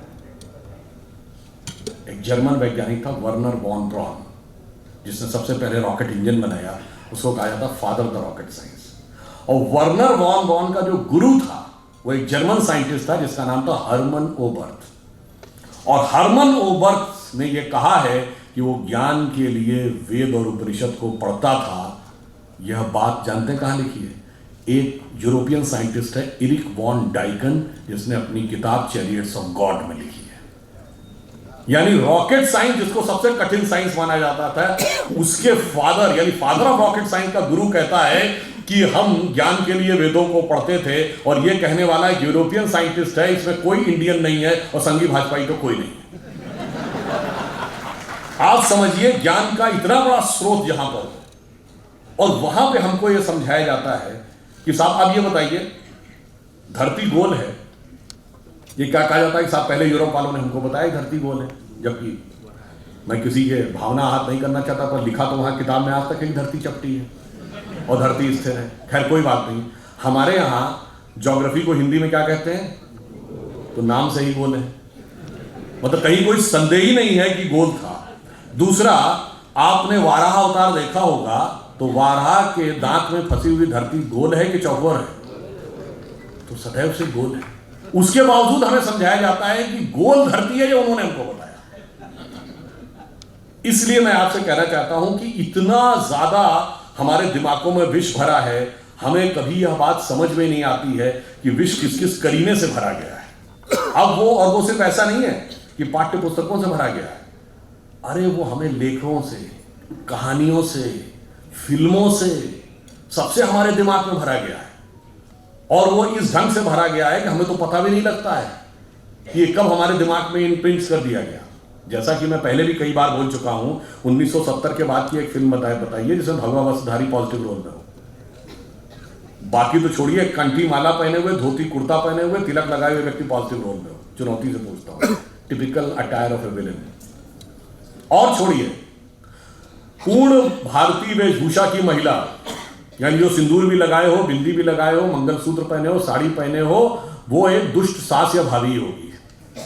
देख लीजिएगा, सब टीवी सीरियल से लेके और फिल्मों तक। और जो अंग्रेजी बोलने वाली कोई भी, या जिसके पूरे उसमें आचरण में और वेशभूषा में कोई भारतीय चित्र नहीं दिख रहा हो, वो सबसे बेहतर होगी। कभी आपने सोचा? इतना ही नहीं, बताइए ज्यादातर फिल्मों में प्रोफेसर बेवकूफी होगा, सनकी होगा, वो वीरू सहस्त्रबुद्धे ही होगा। बताइए साइंटिस्टों को, सिर्फ आप ये मंगलयान और रॉकेटरी जैसी फिल्में छोड़ दीजिए जो साइंटिस्टों में बेस्ड थी, हमेशा साइंटिस्ट सनकी दिखाया जाएगा। हमेशा फौजी जो डिसिप्लिन होगा, उस डिसिप्लिन फौजी का मजाकी दिखाया जाएगा। 80% फिल्मों में सरदारों का मजाक उड़ाया जाएगा। कभी आपने एक कनेक्टिव सोचा है कि कितने करीने से हमारे दिमागों में, और धर्माचार्य तो धूर्त होगा ही होगा, इसमें तो कहीं कोई किंतु परंतु ही नहीं है। आप ये सोचिए कि किस ढंग से हमारे दिमागों में चीज भरी जाती है। और वो सिर्फ इतनी ही नहीं होती है, वो लैंग्वेज तक हमारे दिमाग में ऐसी भरी जाती है कि हम वो भूल जाते हैं पिछले 3 पीढ़ियों से सुनते सुनते इबादत, मोहब्बत, इश्क, ये सब शब्द जो हमारे परदादाओं ने कभी नहीं सुने थे, वो सब हमारे दिमाग में ऐसे बस गए कि अगर हम शुद्ध हिंदी के कोई शब्द प्रयोग करने लगे तो लोग उसके ऊपर कहने लगते, अरे भाई ये आप क्या करने लगे, सरल हिंदी बोलिए। सरल हिंदी का मतलब क्या? जिसमें अंग्रेजी और फारसी के शब्द मिले हुए हों, वो सरल हिंदी है। और सरल हिंदी और शुद्ध हिंदी से अंतर क्या पड़ता, मैं उदाहरण देना चाहता हूं। मैं परसों, अभी आपने बताया ना, आज तक ने सर्वे किया था, तो उसमें भारत और काल और अमृत शब्द 3 बार आया था। वो सबसे ज्यादा 3 शब्द जो आए थे, उसी समय बाई चांस वो दिखाने लगे कि कोलकाता में स्वतंत्रता दिवस मनाया जा रहा था, तो पहले हेलीकॉप्टर से फूल बरसाए गए। तो क्या कह रहे थे, पुष्प वृष्टि करो। अब अगर आपने संस्कृत में हिंदी पढ़ी तो समझने में कोई समस्या नहीं आएगी, पुष्प वृष्टि। फिर वो कह रहा है अपूर्व दृष्टि, ये अपूर्व दृष्टि दिखाई पड़ रही है। तो जब आप संस्कृत निष्ठ हिंदी पढ़ते हैं तो भारतीय भाषाओं के साथ ज्यादा जुड़ते चले जाते हैं, ना कि डिस्कनेक्ट होते चले जाते हैं। मैं दिल्ली में एक बार प्रेस कॉन्फ्रेंस के दौरान मैंने एक शब्द वितंडावाद प्रयोग किया, और आपको आश्चर्य होगा कि जितने अंग्रेजी के पत्रकार थे दिल्ली के, उन्होंने कहा what is the meaning of this word वितंडावाद। और ये मेरे लिए आश्चर्य का विषय था कि तमिलनाडु और आंध्र प्रदेश के पत्रकारों ने कहा कि तेलुगु और तमिल दोनों में वितंडवाद शब्द है और उसी अर्थ में जिस अर्थ में हिंदी में प्रयोग होता है। अब बताइए, शुद्ध हिंदी बोलने से आप भारतीय भाषाओं के नजदीक जाते हैं, दूर जाते हैं? आप मुंबई जाते हैं तो क्या लिखा रहता है, छत्रपति शिवाजी अंतर्राष्ट्रीय विमानतल, और हिंदी में हवाई अड्डा। हवाई अड्डा बेहतर हिंदी, विमानतल। आप शुद्ध हिंदी पढ़ेंगे तो विमानतल में कोई समस्या नहीं आएगी। हम कहते हैं अस्पताल, वहां लिखा रहता है रुग्णालय। रुग्ण का मतलब रोगी होता है। आप अगर संस्कृत निष्ठ हिंदी पढ़े होंगे तो आपको कोई समस्या नहीं आएगी। और ये मैं आपको एक उदाहरण बताता हूं। जब सुषमा स्वराज जी थी तो एक बार हमने उनसे पूछा कि आपने इतनी जल्दी कन्नड़ कैसे अडॉप्ट कर लिया, आप कन्नड़ में भाषण कैसे देने लगी थी? तो इससे पहले कि वो बोलती, उनके पति ने कहा कि इनका संस्कृत का बेस बहुत स्ट्रांग था, तो सबसे पहले कन्नड़ में बहुत सारे शब्द जो संस्कृत के हैं उन शब्दों को पिकअप किया और उनको केंद्रित करके भाषण का निर्माण किया, और उसके बाद भाषण लिखा देवनागरी लिपि में, और उसके बाद उन्होंने बहुत जल्दी अडॉप्ट करके बोलना शुरू कर दिया। तो आप सोचिए कि ये भाषा किस ढंग से जोड़ती है और भाषा किस ढंग से आपके दिमाग को पल्यूट भी करती है। उदाहरण के लिए अगर आप देखें, आज एक और भी खतरा चल रहा है। आज आपने देखना शुरू नहीं किया कि हर टीवी एड में भी ये छोटे छोटे बच्चे, 7 या 8-9 साल का बच्चा अपने माँ बाप को ज्ञान देता है। ये क्यों है? आपको लगता है ये ऐसे ही हल्के में है? नहीं, एक सोची समझी रणनीति है, क्योंकि परिवार को तोड़ना है। तो 10-15 साल के बाद वही तो जाएंगे जो कहेंगे कि नहीं, हमें ही सब कुछ पता था, हमारे माता पिता को कुछ नहीं पता था।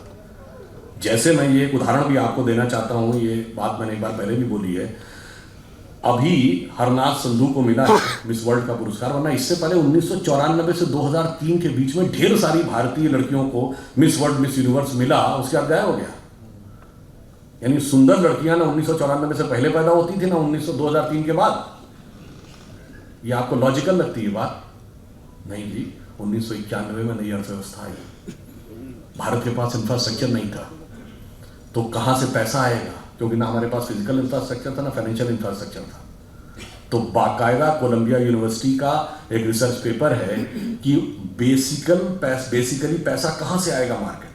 तो उस समय ये आया कि जो भारतीय परिवार हैं उनकी जो एवरेज सेविंग है 19 से 20%, यानी एक औसत भारतीय परिवार लगभग 20% अपनी आय का बचाता है। अब वो उसमें से अगर हम 10% निकाल के मार्केट में ले आए तो मार्केट में इनिशियल फ्लो ऑफ मनी आ जाएगा। अब ये रिसर्च किया गया कि वो बचत के लिए सबसे ज्यादा प्रेरित कौन करता है, तो उसमें कहा गया कि घर की महिला सबसे ज्यादा प्रेरित करती है कि पैसा बचा के रखो। अब कहा गया कि जो नेक्स्ट जनरेशन की जो महिलाएं हैं यानी लड़कियां जो हैं, उनको किस तरीके से इंटरनेशनलाइजेशन और मार्केट के अंदर जो खर्चा होना है उसकी तरफ हमें प्रेरित करना है। उस तरफ घुमाने के लिए ये सब कुछ हुआ और अचानक बंद हो गया। और विष कैसे आपके दिमाग में फैलता, मैं वे भी एक छोटी सी बात बताए दे रहा हूं। जैसे हम सब कहते हैं कि एक अंग्रेजी का शब्द है everything is fair in love and war. इसका हिंदी क्या है? जंग और इश्क में सब कुछ जायज है। ये हिंदी का कोई भी शब्द नहीं है। जंग हिंदी का शब्द है ना, इश्क हिंदी का शब्द है ना, जायज हिंदी का शब्द, सब फारसी के शब्द है। कभी आपने हिंदी या संस्कृत या किसी अन्य भारतीय भाषा में ऐसी कोई कहावत सुनी है कि युद्ध और प्रेम में सर्वथा सब कुछ उचित अनुचित है? ऐसा होता ही नहीं है, क्योंकि भाषा आपके दिमाग में एक संस्कृति भी लाती है। हमारे यहां युद्ध का एक धर्म है और प्रेम का एक त्याग है। इसलिए जिन्होंने कहा कि everything is fair in love and war, तो वहां आतंकवाद भी जायज है और फिर एसिड फेंकने वाले भी जायज। इसलिए हमारे यहां ऐसा नहीं था। इसलिए हमें यह भी ध्यान रखना होगा, हम अपने बच्चों को यह भी समझाएं कि जब वो बहुत सारे प्रकार के तर्क वितर्क करते हैं। एक छोटी सी बात और आपको बताता हूं, उसको समाप्त करते हैं। देखिए, हम सभी कोई भी कार्य शुरू करते हैं तो पहला श्लोक क्या बोलते हैं? वक्रतुंडी महाकाय सूर्य कोटि समप्रभा। ये वक्रतुंडी ही क्यों है? किसी ने कभी ध्यान दिया कि सूर्ण जो है वो मुड़ी हुई क्यों होनी चाहिए, सीधी क्यों नहीं होनी चाहिए? उसका कारण यह है। और गणेश जी, यहां तो सबसे बड़ा गणेश जी का मंदिर है। गणेश जी के हाथी का ही सर क्यों है? कारण यह है कि हाथी के सर में और उनके एक ही दांत क्यों है? चूहे की सवारी क्यों है? उसका कारण यह है कि गणेश जी का पूरा स्वरूप हमारे अंदर की कुंडलनी जागरण की प्रक्रिया का स्वरूप है। इसीलिए सूर्ण जो है कुंडलनी का प्रतीक है। हाथी का सर इसलिए है कि हाथी के मस्तक में गजमुक्ता होती है और 2 दांत की बजाय 1 दांत, और 1 दांत भी टूटा हुआ है। वो इसलिए वक्रतुंडी इसलिए कि जो आपकी शक्ति है, जब आप कभी ध्यान लगाते होंगे तो हमेशा वो डाउनवर्ड टेंडेंसी की तरफ होती है। आपका मन हमेशा नीचे व्यर्थ की सांसारिक चीजों की तरफ भागता है। जब आप उसको नियंत्रित करके ऊपर की तरफ कर लेंगे तब आध्यात्मिक उन्नति का मार्ग प्रशस्त होगा। इसलिए गणेश जी की सूर्ण हमेशा वक्रतुंड यानी ऊपर की तरफ मुड़ी हुई है। और जब आप मूलाधार स्वादिष्ठान अनाहत आज्ञा चक्र पे आते हैं, चौथे चक्र के बाद की यात्रा द्वैत के साथ नहीं हो सकती। संसार और ईश्वर एक साथ नहीं चलते, एक के साथ संबंध तोड़ना पड़ेगा। इसलिए 1 दांत और वो टूटा हुआ है, आगे की यात्रा अद्वैत से होगी। और अब जाके जरा चेक करिएगा, अद्वैत का अर्थ होता है अंग्रेजी में नॉन डुअलिटी। एक वेबसाइट है, जाके चेक करिएगा, SAND, science and non duality. और वो जानते हैं उसका, आप वेबसाइट पे जाएंगे तो पहले ही शीर्षक में क्या लिखा? ओम इज इक्वल टू MC²। क्योंकि जब आप नॉन डुअलिटी में जाते हैं, अब यहां पे आइए, आइंस्टीन ने जो थ्योरी दी E is equal to MC², मतलब एनर्जी मास कन्वर्जन इक्वेशन, तो नॉन डुअलिटी में सिर्फ एनर्जी है। जब आप मास में आते हैं तो 2 चीजें हैं ना, mass and energy. But finally मतलब 1900 से पहले सिर्फ law of conservation of mass था, यानी हम मानते थे एक मास दूसरे में चेंज होता है। अब law of conservation of energy, अब एनर्जी दूसरे में एनर्जी होती है। और फिर मैं कहना चाहता हूं, मैं किसी दूसरे पे कमेंट नहीं कर रहा हूं, हमारा ही एकमात्र अंतिम संस्कार है जिसमें मास एनर्जी में कन्वर्ट होता है। बाकी जगह मास में कन्वर्ट होता है। तो आप ये समझ लीजिए कि कितनी वैज्ञानिक पद्धति हमारी किस प्रकार से रखी हुई है। तो ये सारा विष हमें अपने मन से निकालना है और स्वाभिमान के साथ आगे बढ़ना है। और 1-2 चीज और भी समझ लेनी चाहिए। स्वतंत्रता संग्राम के संदर्भ में हम सब ये मानते हैं कि स्वतंत्रता मिली, स्वतंत्रता के लिए बहुतों ने संघर्ष किया, पर बहुतों ने संघर्ष किया उसकी मान्यता भी होनी चाहिए। जैसे एक आंदोलन था, राजनीतिक आंदोलन, जो गांधी जी, तिलक, गोखले, नेहरू जी के नेतृत्व में चल रहा था, उसका महत्व है। तो एक क्रांतिकारी आंदोलन भी था, जो युगांधर और अनुशीलन समिति बंगाल से शुरू होती है। फिर चाहे वो उत्तर प्रदेश में चंद्रशेखर आजाद, राम प्रसाद बिस्मिल, अशफाकुल्लाह खां या भगत सिंह, राजगुरु, सुखदेव, वहां तक। और फिर एक सशस्त्र आंदोलन जो सैन्य अभियान था, जो रासबिहारी बोस और सुभाष चंद्र बोस जी के द्वारा शुरू होता है। सबका योगदान था। एक में एकाधिकार का वर्चस्व मेरे विचार से उचित नहीं है। एक तो फैक्ट आपको बताना चाहता हूं, शायद मैं बहुत से लोगों को आपको ध्यान ना हो।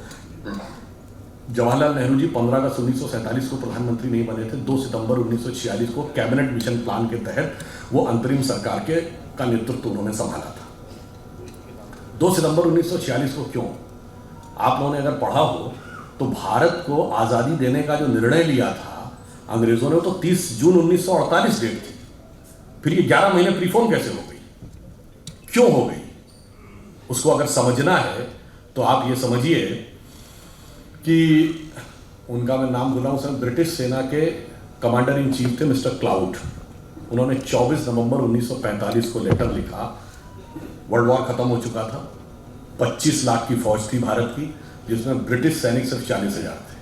उन्होंने लिखा कि सुभाष चंद्र बोस जी की INA के द्वारा किए गए कार्य को ध्यान में रखते हुए अब भारतीय सैनिकों पर भरोसा करना बहुत मुश्किल है। इसलिए बहुत लंबे समय तक अब हमारे लिए चंद ब्रिटिश सैनिकों के द्वारा शासन करना मुश्किल नजर आता है। ठीक, यह है नवंबर 24, 1945।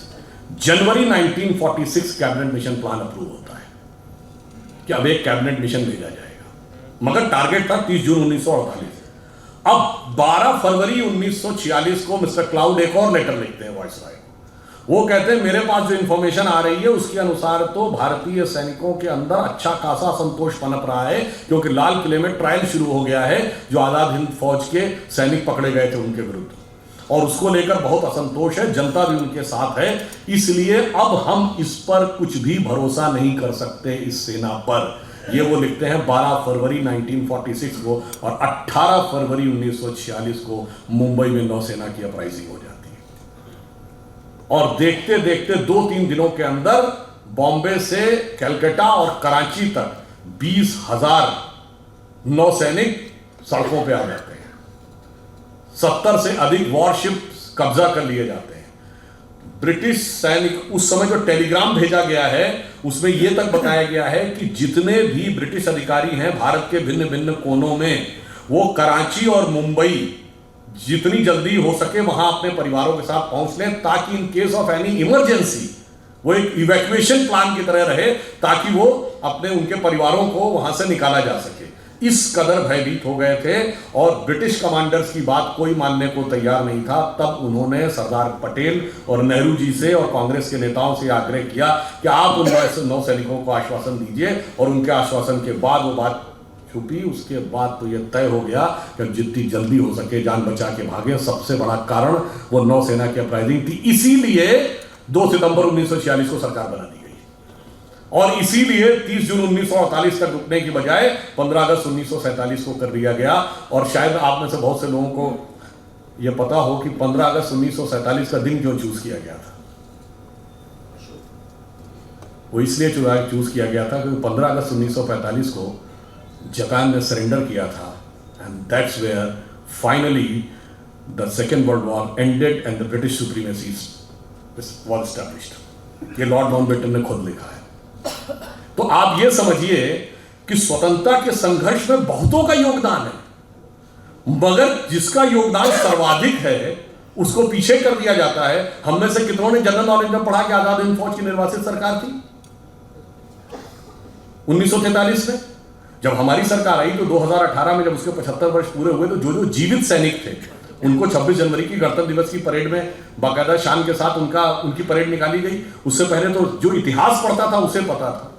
इसलिए हम ये कहना चाहते हैं कि स्वतंत्रता के इस संघर्ष में सभी ने योगदान दिया है, बहुतों ने योगदान दिया। आप एक दूसरा उदाहरण देखिए, सूर्य सेन के नेतृत्व में चटगांव में शस्त्रागार लूट लिया गया था, armoury was captured. Kakori Lucknow के पास, वहां ब्रिटिश सरकार का खजाना कैप्चर कर लिया था, जिसमें अशफाक उल्लाह खान, राम प्रसाद बिस्मिल और चंद्रशेखर आजाद। दिल्ली में असेंबली में बम फेंक दिया गया था, कलकत्ता के पुलिस कमिश्नर को मार दिया गया था, और वाइसराय हार्डिंग के ऊपर बम फेंक दिया गया था। कभी आप कल्पना करें जरा उस सरकार की कि वाइसराय पे बम, असेंबली में बम, पुलिस कमिश्नर की हत्या, खजाना लूट गया, शस्त्रागार लूट गया, सरकार तो हिल गई होगी। उनका बेचारों का कोई योगदान ही नहीं था, सारा योगदान एकमेव था। तो मेरे विचार से सारा योगदान उनका था जिन लोगों के जो काला पानी सह रहे थे, उनका योगदान नहीं था। जिन्हें कोल्हू में बैल की तरह जोत दिया गया, उनका योगदान नहीं था। जो जेल में रह रहे थे पर जलवे से रह रहे थे, जो किताब भी लिख रहे थे, सेक्रेटरी भी उनके साथ था, और एक नहीं 3-3 4-4 किताबें लिखी, जिनके वाइसराय के साथ अत्यंत मधुर पारिवारिक संबंध थे, वो संघर्ष कर रहे थे। ऐसा अद्भुत इतिहास जो हमारे यहाँ बताया गया है, हमें इस अमृत काल में यह भी समझने की जरूरत है कि किस किस प्रकार का विष हमें दूर करना है। और उसके बाद मैं ये नहीं कह रहा हूं कि उन लोगों का कोई योगदान नहीं है, मैं बिल्कुल ईमानदारी से कहता हूं, नेहरू जी प्रधानमंत्री बने, उन्होंने कई अच्छे कार्य भी किए। IITs बनी, एम्स बना, राउरकेला बोकारो के स्टील प्लांट्स बने, भाखड़ा नंगल डैम बना, मगर कुछ ऐसे काम भी किए। चीन हमारा पड़ोसी नहीं था 47 में, तिब्बत हमारा पड़ोसी था। तिब्बत चीन का है कोई मानने को तैयार नहीं था, मगर बांडुंग कॉन्फ्रेंस में जाके आपने मनवा दिया, और उसके बाद तिब्बती नहीं, वो तो एक्साई चीन तक आ गया। तो जो गलती है वह भी मानना होगा। आपको पता है नॉर्थ वेस्ट फ्रंटियर प्रोविंस जो आजकल खैबर पख्तूनवा है, फाटा का इलाका, वहां मुस्लिम लीग नहीं जीती थी, वहां कांग्रेस जीती थी। खान अब्दुल गफ्फार खान मिलना ही नहीं चाहते थे पाकिस्तान से, और उस समय ये स्टैंड लिया गया कि कोई लैंड रूट नहीं तो हम कैसे जुड़ जाएं। ईस्ट और वेस्ट पाकिस्तान 2000 किलोमीटर दूर होकर एक देश हो सकते थे, हम वो नॉर्थ वेस्ट फ्रंटियर प्रोविंस हमारा हिस्सा नहीं हो सकता था। और जब हमने मना कर दिया तो खान अब्दुल गफ्फार खान का ये स्टेटमेंट है कि आपने हमको भेड़ियों के हाथों में छोड़ दिया है। पता है आपको, बलूचिस्तान ये पाकिस्तान का हिस्सा नहीं था। खान अफ कलात कभी नहीं मिलना चाहते थे। आप में से बहुत से लोगों को नहीं पता होगा कि ओमान 47 में बॉम्बे प्रेसिडेंसी से कंट्रोल होता था। ओमान हमने कितना छोड़ा है, कितना गंवाया है, सब कुछ गंवाते चले गए। एक बात विचार करिए, हम 2022 में बैठे हैं, मेरा 1918 या 19 का 105 साल पहले का भारत देखिए। सिर्फ पाकिस्तान बांग्लादेश ही नहीं, अफगानिस्तान बर्मा भी हमारा हिस्सा था। हमने बताया ना, ओमान तक उससे कंट्रोल होता था। तब तक ना तिब्बत चीन का हिस्सा था, ना शेंगेन चीन का हिस्सा था। सोवियत संघ का गठन नहीं हुआ था, तो हम सबसे बड़े देश थे। And entire China was Buddhist, considering Hindu and Buddhism as one family religion. We were the biggest religion on earth and we were the biggest country on earth. और आज जो हालात हुए, अगर मजबूत सरकार नहीं रही तो 2047 तक जो हालात हैं, कश्मीर वैली में क्या होगा, क्वेश्चन मार्क। नॉर्थ ईस्ट में क्या होगा, क्वेश्चन मार्क। केरल और पश्चिमी उत्तर प्रदेश के कुछ इलाके और बंगाल के बांग्लादेश से जुड़े इलाकों में क्या होगा, क्वेश्चन मार्क। नक्सल प्रभावी इलाकों में, छत्तीसगढ़ में, झारखंड में, उड़ीसा के इंटीरियर इलाकों में क्या होगा, क्वेश्चन मार्क। यानी खतरा यह है कि मजबूत सरकार ना हो तो आजादी के 100 साल बाद हो सकता है हम अपने उस ओरिजिनल इलाके के आधे रह जाएं। इन सब चुनौतियों को समझना है और उसके अनुसार हमें यह संघर्ष करना है कि स्वतंत्रता को हमें सार्थक करना है। उसके लिए हमें इन सारे जितने भी प्रकार की चीज़ें हैं उससे चौकन्ना रहना है। और जो मैकाले का माइंडसेट 19वीं सदी का और मार्क्सवाद का माइंडसेट 20वीं सदी का, दोनों से अपने मन में जितने विष हैं उस मनोरोग से मुक्ति पानी है। और जो अभी कहा गया था कि 21वीं सदी हमारी होगी, तो मैं बताना चाहता हूं कि 1 जनवरी 1901 को जब इस देश में सूरज हुआ तो पूरे देश में किसकी सरकार थी, अंग्रेज की। 1 जनवरी 1951 को पूरे देश में किसकी सरकार थी, कांग्रेस की। और 1 जनवरी सन 2001 को जब 21वीं सदी के सूरज की पहली किरण इस देश की धरती पर गिरी तो इस देश में किसकी सरकार थी, अटल जी के नेतृत्व में भाजपा की। अगले दशक में मोदी जी के नेतृत्व में स्पष्ट बहुमत की। मतलब बहुत साफ है नियति का संकेत कि 19वीं सदी अंग्रेज की थी, 20वीं सदी कांग्रेस की थी, 21वीं सदी भारतीय जनता पार्टी की। तो 21वीं सदी हमारी है, हमारी उस विचार की है। इसलिए अब हम आगे बढ़ें और मन में ये पूरा कॉन्फिडेंस रखें कि अगला वक्त हमारा ही आने वाला है। और ये सिर्फ देश के अंदर नहीं, बस एक पंक्ति कहकर बात समाप्त करता हूं। देखिए, दुनिया का आप पूरा देख लीजिए। एक दौर में 2500 साल पहले हम दुनिया के पावर सेंटर थे, economic, intellectual and military power centre. जब वो खत्म हुआ, भारत का डाउनफॉल हुआ, तो सेंटर कहा गया king Darius of Persia, Iran की तरफ चला गया। फिर जब ईरान का डाउनफॉल हुआ तो मेसोपोटामियन एम्पायर, बगदाद का एम्पायर। फिर उसका डाउनफॉल हुआ तो टर्किश एम्पायर। टर्किश एम्पायर के बाद रोमन एम्पायर, पहले ईस्टर्न रोमन एम्पायर जिसका इस्तांबुल कैपिटल थी जो आज टर्की की है, उसके बाद रोमन एम्पायर। रोम का डाउनफॉल हुआ तो पुर्तगाल और स्पेन का जमाना। पुर्तगाल और स्पेन के बाद ब्रिटेन और फ्रांस का जमाना। ब्रिटेन और फ्रांस के बाद अमेरिका का जमाना। अमेरिका में सबसे prosperous West Coast, San Francisco, Los Angeles belt. उसके बाद अब पिछले 100 साल में आ जाइए जापान का जमाना। जापान के बाद आ जाइए पिछले 50 साल में tigers of the Asia Pacific, Hong Kong, Taiwan, Singapore, Macau. अब चीन का जलजला चल रहा है। तो अगला मुकाम क्या है, इसमें कोई संदेह मत रखिएगा कि अगला मुकाम हमारा आने वाला है। और हम यदि दुनिया में आगे बढ़ेंगे तो we are not there to dominate the world, we are there to motivate the world.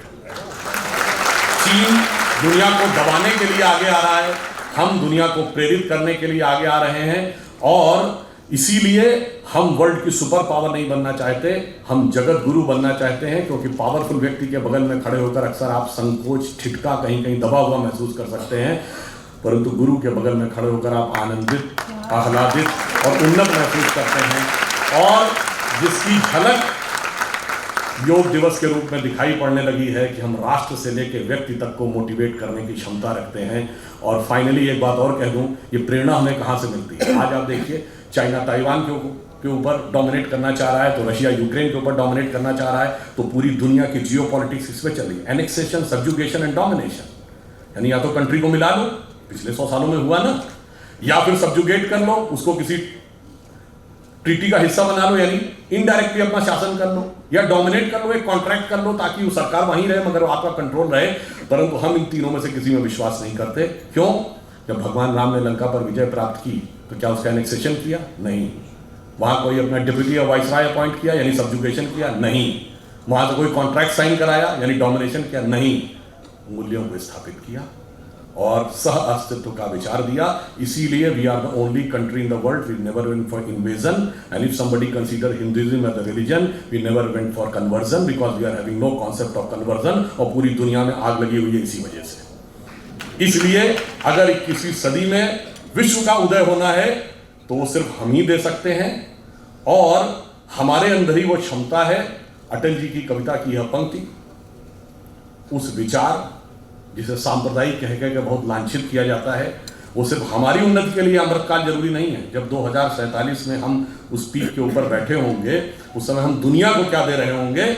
उनकी प्रख्यात कविता जो पुराने लोगों को याद होगी, हिंदू तन मन हिंदू जीवन रग रग हिंदू मेरा परिचय।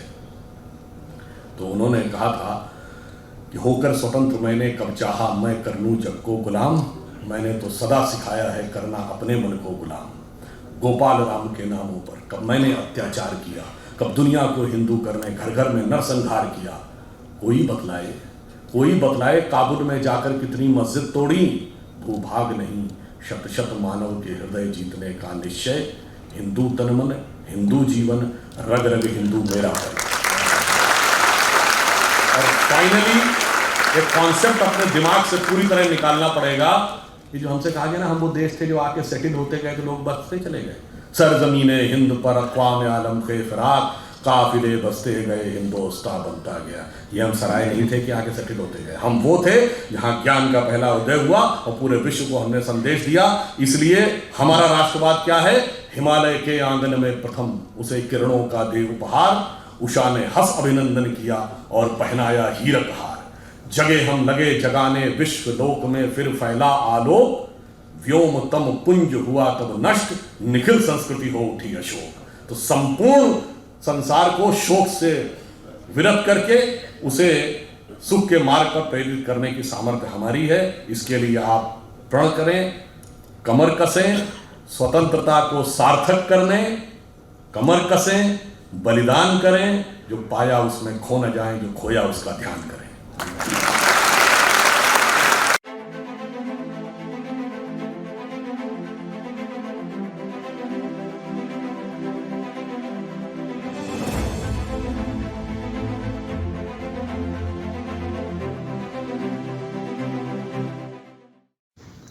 इस मंच पर मुझे अपनी बात रखने का अवसर मिला।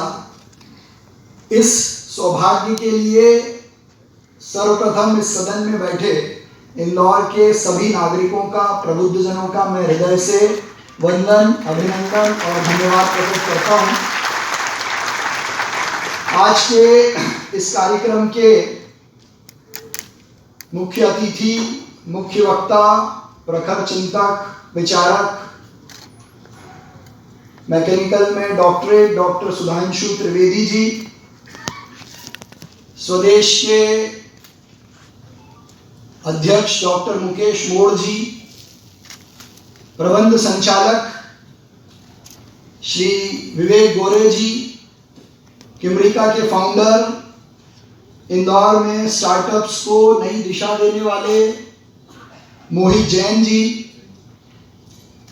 इस सदन में विराजमान ऐसे सभी व्यक्तित्व जिन्होंने मेरे मन में, मस्तिष्क में सही राष्ट्रवाद का विचार बीजारोपित करने, उसको पल्लवित करने और सही मार्गदर्शन से राष्ट्र की सेवा करने का भाव उत्पन्न किया, ऐसे इस सदन में विराजमान सभी वरिष्ठ जन, इंदौर के प्रबुद्ध नागरिक, माताएं, बहनें और नौजवान साथियों, स्वदेश का मंथन हमेशा विचारों की क्रांति को आगे ले जाने का काम करता है। यहाँ पधारे सभी अतिथिगण, मंच पर विराजमान डॉक्टर सुधांशु त्रिवेदी जी, जिनको YouTube पर उनके वीडियो देखें उतना कम है। उनकी भाषा, उनकी शैली, उनका नॉलेज भारत ही नहीं पूरे विश्व में यंगस्टर्स और मिलेनियल के बीच में फेमस है। हमारे इंदौर के नए मित्र, खास मित्र पुष्य मित्र जी भार्गव, हमारे महापौर विवेक गौरे जी, डॉक्टर साहब, सभी को मेरा नमस्कार और सभी को इस 75th वर्षगांठ की हार्दिक शुभकामनाएं। पिछले 75 सालों में हमारे देश ने कई मुश्किलें, कठिनाइयों का सामना किया और हमने बहुत प्रगति की। हमने education system, infrastructure, road, electricity, पूरे इकोसिस्टम में बहुत प्रगति की। बट ये मेरा पर्सनल मानना है कि असली आज़ादी, ये सोचने की आज़ादी कि हम विश्व की टॉप कंट्रीज़ में आ सकते हैं, ये आज़ादी हमको 2014 में मिली। हमारे माननीय प्रधानमंत्री जी नरेंद्र मोदी जी का सपना, उन्होंने आज 2022 में भारत को आज ऐसे मुकाम पर लाके खड़ा किया है जहां हम बड़ी बड़ी कंट्रीज़ की आंख में आंख डालकर बात कर सकते हैं। गर्व होता है सोचकर कि विश्व की मेजर बड़ी कंपनियां, Google, Microsoft, Twitter, adobe, IBM, Chanel, Mastercard, जो विश्व का 1/4 से भी ज़्यादा रेवेन्यू और एम्प्लॉयमेंट जनरेट करती हैं, उन सब की टॉप पोजीशन पर आज भारतीय या CEO हैं या मैनेजिंग डायरेक्टर की पोजीशन पर है। मैं बिजनेस से हूँ, इसलिए अपने विचार में व्यवसाय के आसपास प्रकट करता हूँ, क्योंकि धार्मिक, राजनीतिक और राष्ट्रीय विचारों के लिए डॉक्टर साहब और भार्गव साहब से बेहतर कोई नहीं हो सकता मंच पर। मुझे एक बात लगती है कि ये जो अमृत काल हम 2022 से 2047 की बात कर रहे हैं, ये अमृत काल इसलिए है क्योंकि जो प्रगति हमने पिछले 75 सालों में की है वो हम सबको एकजुट होकर अगले 25 साल में अचीव करनी है, जिसमें एक एक भारतीय का बहुत योगदान लगेगा। सही मायने में हमें इंडिपेंडेंस अंग्रेज़ों से तो 1947 में मिल चुकी थी, बट आज भी इकोनॉमिक इंडिपेंडेंस और इकोनॉमिक फ्रीडम हमें चाइना जैसी कंट्रीज से लेना बाकी है। आज भी मैं अगर आपको एक छोटा सा फैक्ट बताऊं कि यहाँ बैठे सभी लोग और भारत के 65% जेबों में Oppo, Vivo, Xiaomi, Realme, China में बने उत्पाद, चाइना में बने मोबाइल फ़ोन हैं। और करोड़ों के घोटाले पिछले कई दिनों में सामने आए हैं इन कंपनीज़ के, जहाँ पर टैक्स की चोरी कर हमारा पैसा चाइना या अन्य कंट्रियों में ट्रांसफ़र किया है। इस पूरी जर्नी में यहाँ बैठे सभी लोग और सारे भारतीयों को योगदान देना होगा। हर किसी को मेक इन इंडिया और सेल्फ अप्रेजल और आत्मनिर्भर जैसे मोदी जी के विचारों पे अमल करना होगा। डॉक्टर साहब, 2013 में मैंने और मेरे भाई ने इंदौर से ही एक छोटा स्टार्टअप चालू किया था, जिसमें हमने होटल में लगने वाले सभी सौंदर्य प्रसाधन, शैम्पू, शावर जेल, टॉयलेटरीज का मैन्युफैक्चरिंग चालू किया। आज 2022 में हम करीब 800 लोगों को इंदौर में एम्प्लॉयमेंट देते हैं।